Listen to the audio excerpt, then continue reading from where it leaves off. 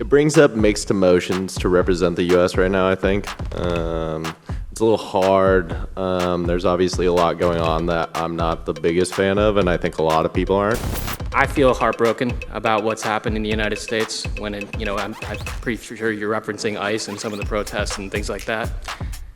I think that as a country, we need to focus on respecting everybody's rights and making sure that we're treating our citizens, as well as anybody, with love and respect.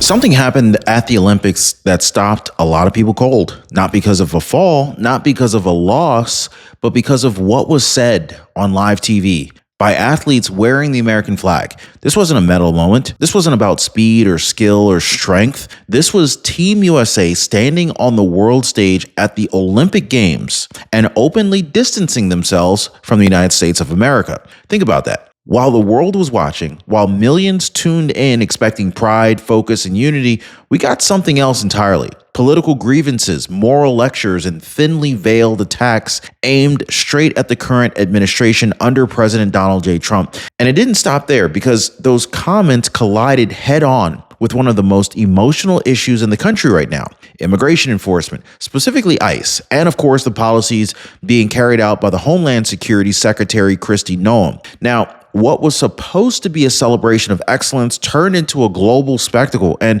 instead of applause, it backfired badly. Well, tonight, we're breaking down how this woke Olympic meltdown happened, why it triggered such a fierce backlash, and how in trying to shame America on live television, these athletes may have humiliated themselves on the world stage. Stick with me, guys, because once you see this full picture, you can't unsee it. Be sure to subscribe, and if I've earned your enjoyment throughout this video, be sure to drop a like later on. Okay, so the Olympics exist for a reason. Flags, countries, competition. This is the one place where politics are supposed to stop at the border and athletic excellence take over. You train for years, you sacrifice, you earn the right to wear your nation's colors. So when you step onto that stage, you don't speak just for yourself anymore. You speak for your country.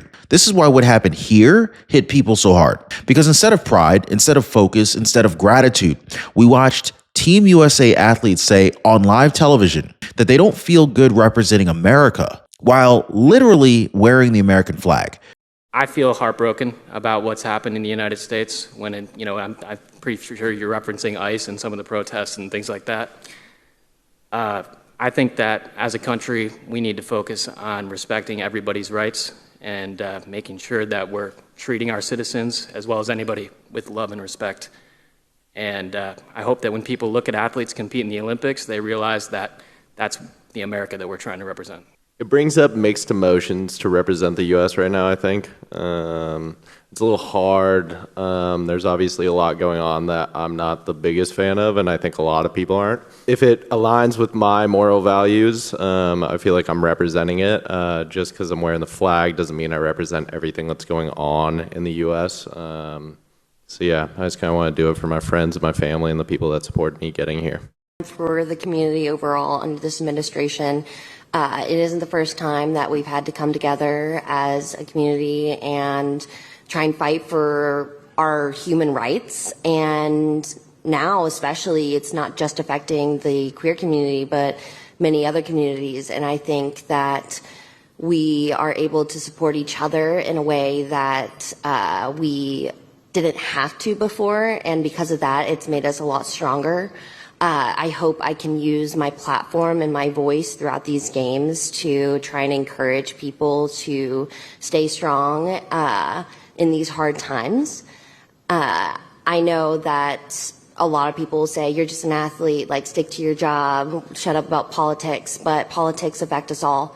It is something that I will not just be quiet about, because it is something that affects us in our everyday lives. So, of course, there are things that I disagree with, but as a community, we are strong and we support each other, and brighter days are ahead of us. That's the rupture. That is the moment everything snapped. This wasn't a slip of the tongue. This wasn't nerves. This was a message. And once that message was sent, there was no taking it back. The Olympic stage was no longer just about gold medals. It became a political microphone, and the world was listening. So here's where the contradiction becomes impossible to ignore. You can't say, well, I'm not representing the country while representing the country. There's no middle ground here. None. If you're wearing the American flag, if you're introduced as an American athlete, if your medal count goes into the U.S. total, you are in fact representing America. Full stop. This is why so many viewers didn't just disagree with what was said. They felt betrayed, because disagreement is normal. Betrayal is completely different. Betrayal is when people feel like something shared was taken for granted. The flag, the moment, the opportunity. No yelling is needed to explain that. Just disappointment. And disappointment cuts deeper than anger ever could. I think for me, it's more I'm representing my like friends and family back home, the people that represented it before me. I just think if it aligns with my moral values, I feel like I'm representing it. This guy is the absolute worst of America. It's pathetic. If he's so ashamed and embarrassed to be representing the United States, he should be pulled off the team. And I'm not even being hyperbolic here. He actually has no place on the Olympic team, because the point of the Olympics is patriotism. And beyond the patriotism of all these countries that come together, it's world peace. You know, that was the idea of the modern Olympic Games. This guy hates his country. He's clearly ashamed to be wearing the flag. So he should come home and give it to one of the other many excellent athletes who would be proud to represent America. Now, let's be honest. The math just isn't adding up lately. Between the grocery store and those skyrocketing insurance premiums, even with a steady job, more families are being forced to rely on high-interest credit cards to cover expenses. This is why I'd like to thank American Financing for sponsoring today's show. If you're a homeowner that's caught in that cycle, carrying balances with interest rates in the 20s or even 30s, it is time to get relief. Right now, mortgage rates are at a 3-year low, and my friends over at American Financing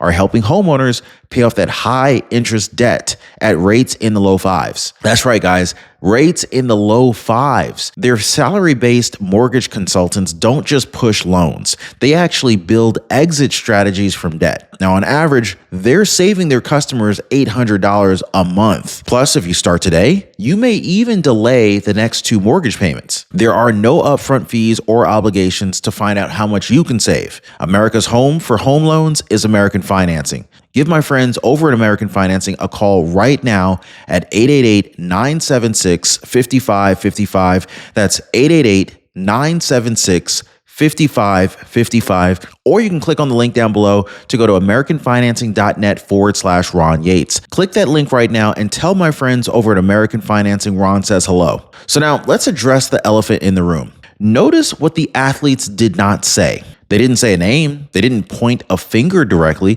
They used careful words, safe words. But everyone watching knew exactly who they were talking about. This was about Donald J. Trump. That's how modern political signaling works. You don't say the name. You describe the moment. You talk about the climate. You reference values. And everyone in the audience fills in the blanks. It's coded language. And the reason it lands so hard at the Olympics is simple. This is not a campaign rally. This isn't a podcast. This is the world stage. So when athletes speak this way while wearing the American flag, it feels less like personal opinion and more like national shame being broadcast globally. This is why this reaction was so intense. People didn't feel informed. They felt embarrassed. And once you decode the message, the next target becomes obvious: immigration enforcement. Specifically, Immigration and Customs Enforcement and the policies carried out under Homeland Security Secretary Kristi Noem. Now, in this story, enforcement is not presented as law, it's being framed as cruelty.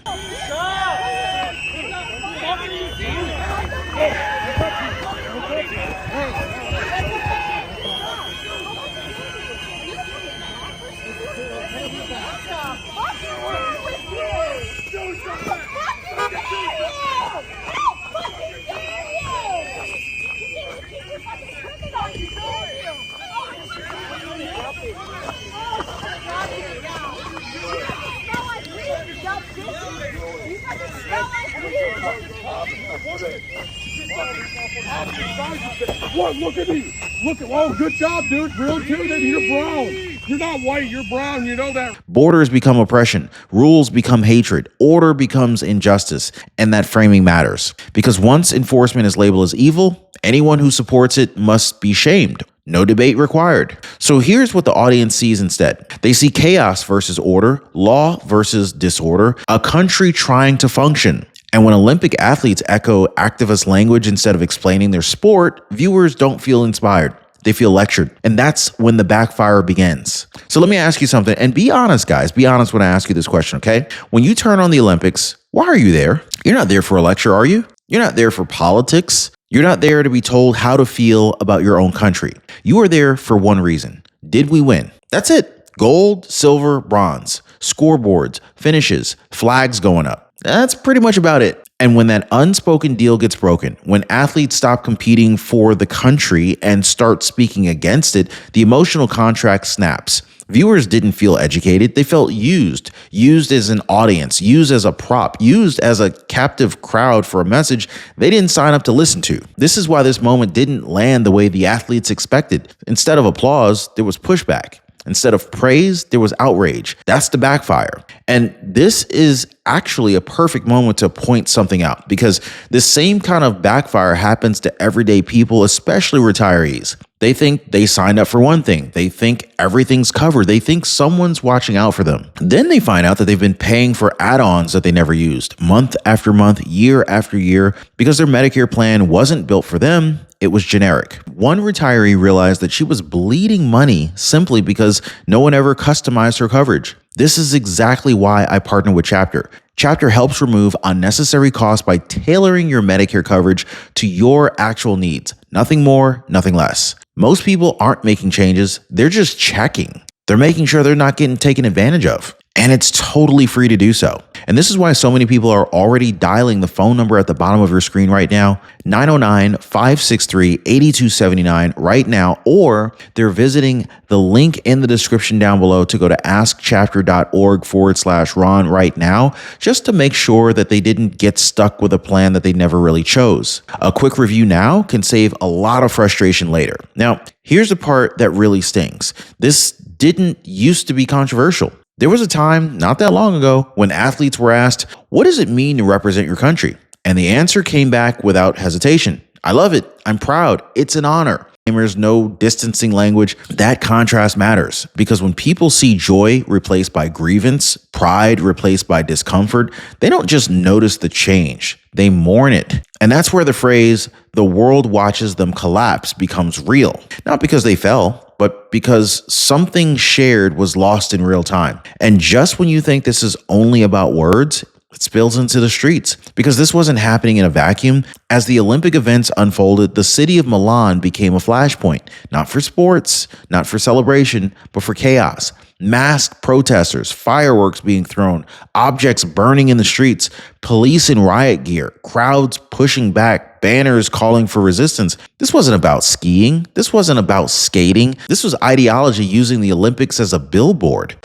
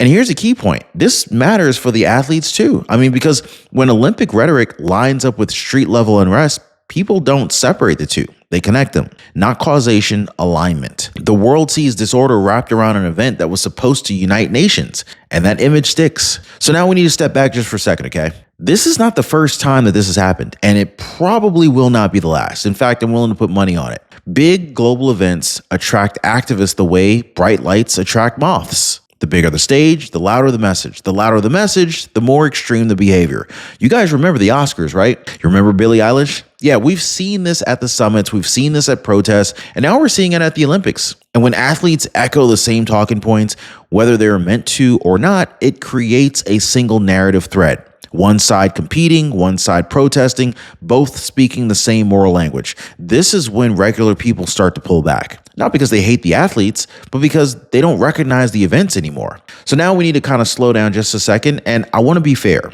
But I also want to be honest, okay? Some athletes frame this moment as a fight for basic rights, especially around LGBTQ issues. The message was simple. Things are worse now.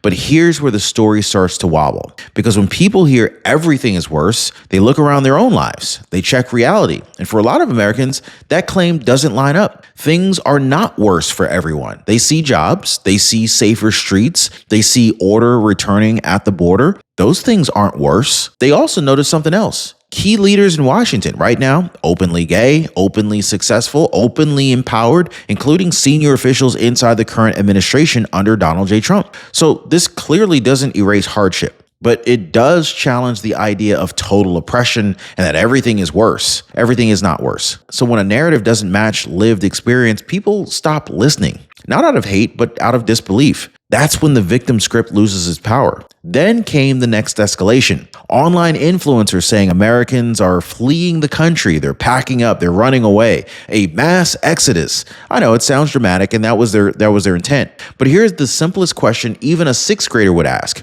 Where are the numbers? Not vibes, not comments, not viral videos, actual data.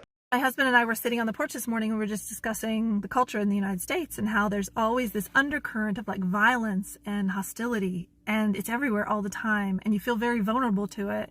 And sometimes you don't really even know you're feeling it, but it's there. And I asked him, when you go to a movie theater, do you assess who's in the room and who might be a threat and who might be hiding something in their coat, and like what you would do if they just like stood up and started shooting? Like, how are you going to get out of the room? How are you going to keep our boys safe? And he's like, yeah, I do. And I said, I do too. We never talked about that openly. And we both agreed, like, we do it all the time. We're at the grocery store, at a concert, at church, at our kids' school. What if who among these people is a threat? And what would we do if they stood up and started to do something? How would we get out of here? How would we protect our kids and ourselves? That is always in our minds. And I don't think we realize the mental toll and the physical toll that takes on us to always be doing those mental calculations. And then people move every year. That's normal. But a mass exodus leaves fingerprints, empty cities, collapsing tax bases, hard proof. And when none of that appears, the silence speaks louder than this claim. That's the pattern again. Big emotions, small or non-existent evidence. And once people see that, the story starts to unravel fast. And then we get to Minneapolis, the moment that exposes everything. In the middle of all of this outrage, agitators on the ground spot a man that they think is immigration and customs enforcement. They swarm him, they attack him, they accuse him. Only problem, he wasn't ICE. He was one of them. This is what happens when emotion replaces thinking, when rage outruns reason, when labels matter more than truth. The movement eats itself. The viewers see it instantly. Not strength, not courage, not confusion. That single moment did more to break the narrative than 100 arguments ever could. Because when a protest can't even tell friend from foe, people stop believing the story it's telling. Now, zoom out, guys. From Olympic athletes to street protests to politics to classrooms to culture, the common thread isn't disagreement, it's ingratitude, a loss of perspective. The Olympics are rare. Representing your country is rare. Representing your country should also be an honor. Being heard by millions is rare. And when that moment turns into a complaint session, people don't feel educated. They feel something sacred was wasted. That's why this hits so hard. Not because people demand perfection, but because they expect appreciation. So here's the question I want to leave you with, okay? If the Olympics are not about pride, unity, and excellence anymore, then what the heck are they for? Let me know what you think, guys, and we'll see you next time.